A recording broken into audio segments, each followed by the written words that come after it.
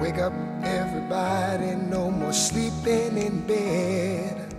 No more backward thinking, time for thinking ahead. The world has changed so very much from what it used to be. There's so much. And here we are with Living in the Village. We're with Andrew Morrison, one of the contributors to Living in the Village, the financial literacy book that not only gives you tools and principles in order to provide financial literacy for your life, but it also gives real life testimonies of individuals who are doing it. They've used these principles, they've implemented them, now they're empowering others around the country. And Andrew Morrison, thank you for coming out. Thank you so much for having me, Ryan, and thank you so much for allowing me to be a contributor in your incredible book. Well, this is, and I had to catch you. You're just leaving a meeting right now, so I had to catch you, and we're in the middle of, and I know you're on the move, so I just want to get right to it because I know that you have so much going on. And I want to read the first part to give people a little bit about your insight and who you are. You wrote here, it said, owning a business is one of the best ways to share your gifts with the world. I want to give you permission to talk about your gifts. Too many people are in hiding. I'd like you to stop hiding. Come out wherever you are. I thought that was so insightful. Can you tell the people a little bit about where you're from, your upbringing a little bit, before you started your incredible businesses as an entrepreneur? Who is Andrew Morrison, and how did you get your start and what in the beginnings? Sure. I really want to tell people that this video is so important. Why? Because there's somebody out there that has the next greatest book. There's somebody out there that has the next greatest song, next greatest nonprofit, but nobody will experience this song, no one will read your book, will never be able to help kids with your nonprofit. Why? Because you will not get out of the house. So I want you to come on out and begin to step into your greatness. And my journey is actually one of obstacles, one of pain, is one of toil and tribulations, but guess what? Pain can become power, and pain becomes power when you begin to release that.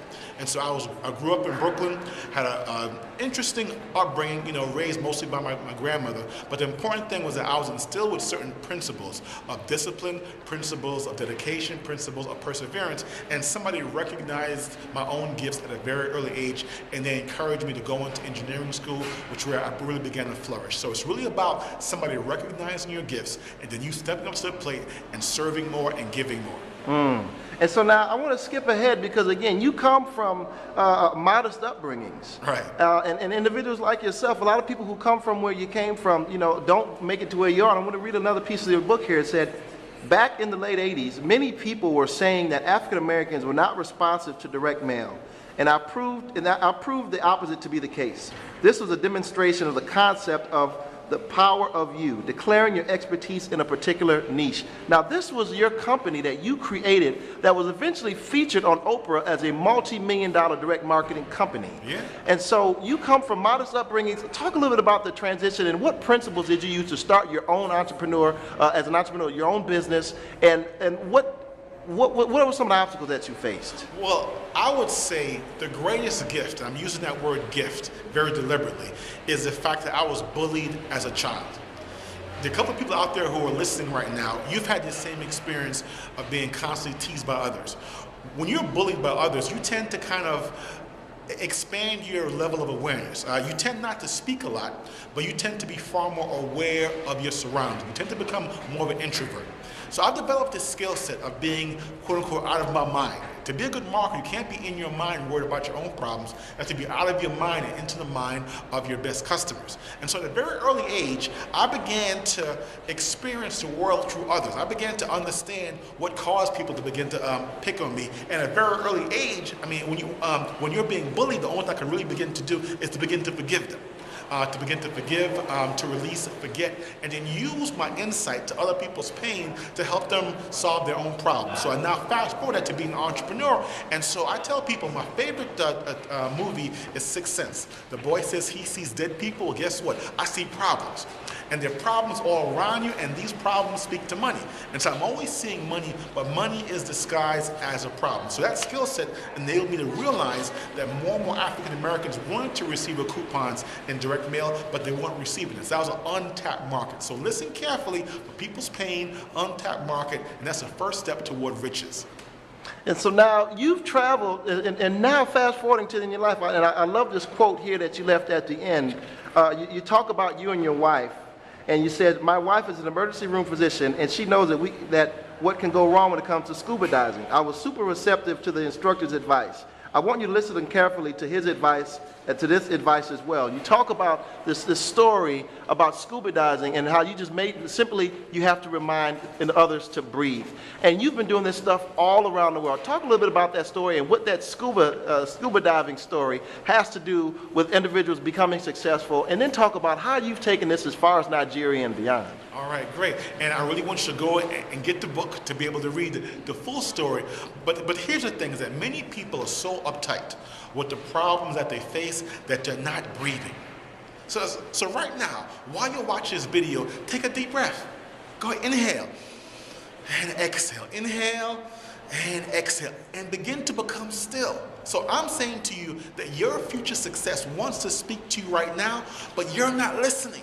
You're not listening because you're being distracted by the current problems. So the more and more you become still, the more you can begin to listen to your own authentic voice. You have a voice. There's something you were sent here to say, but no one can hear it because you're not still enough for you to hear it, for you to package it and then share with others. And so I have a gift. You know, what is your gift? What is your unique calling? And so I'm called to inspire. I'm called to motivate. I'm called to encourage others. And that gift, I can do it in Brooklyn, New York, or I can do it in Bangkok. So stay tuned. I'm going to Bangkok. I'm going overseas. Why? Because there's more and more people all around the world who need to experience me and be able to touch my gift. And so once you go from your content, what your gift is, and put it in a different context, whether it's a book, whether it's an audio program, whether it's a reality show, that's a way for more and more people to be able to experience you and to be able to share in your unique gift as well. So how many people have you helped to create businesses? How many people right now have their own business because of Andrew Morrison's work, or at least are inspired to get in that process to do so? And what's next on tap for Andrew Morrison? Because I know you always have something positive coming up. What's next for you? Right, that's a great question. One time I got into a big debate at the barbershop, all right? The only person I know in my life who's very negative is my barber. And I like having at least one person who's negative. I get to kind of get a sense of how the other side lives. And one time I was in a barbershop, and another barber began to criticize me because I labeled myself as a motivational speaker. And he said to me, well, you know, you guys are just selling all this kind of fluff. How many people have you helped? How many people have you helped? And that was, to me, was a great question. I began to think about giving him an answer. And because I was pausing, he began to challenge me by saying, see, you haven't really helped anybody. And my reply to him is, listen, if I was to ask you, how many people's hair have you cut? You have a hard time answering that question as well. And so I do this every single day. So every single day, my days are filled with inspiring, encouraging other people. And the best thing I tell people to do is visit my website, smallbusinesscamp.com. That's smallbusinesscamp.com, and click on testimonials. You'll see hundreds of people who can vouch for my ability to help them go from their own pain to having a profitable for-profit and also nonprofit. So when it comes to what you'll see me do more in the future, I want to tell people right now there's a huge opportunity in the nonprofit world, and people are missing it. And so all you want to do is feed babies. Well, guess what? You can make $100,000 a year as a director of your own nonprofit feeding babies. And so what's next to me now is to really take my concept globally. It's to be able to use the medium of video, be able to reach more people. We have a couple of reality TV show concepts. And also, I invite you to visit my website and attend one of my small business camp weekends. You can walk in with just the idea and leave with all the marketing tools to grow your business in less time and with less effort. And you help people form their own businesses in 30 days and less than that even. Oh yeah, I want to help you turn a profit in 16 weeks. I also have my own online reality show called the 16-Week Challenge. And you can find us at 16weekchallenge.com. Well, Andrew Morrison, it's been a great time out here, and I personally have seen you in front of thousands of individuals, all motivated, all standing up. I thank you so much for contributing, and I know individuals are going to hear more from you soon. All right, great. Take care. God bless. All right.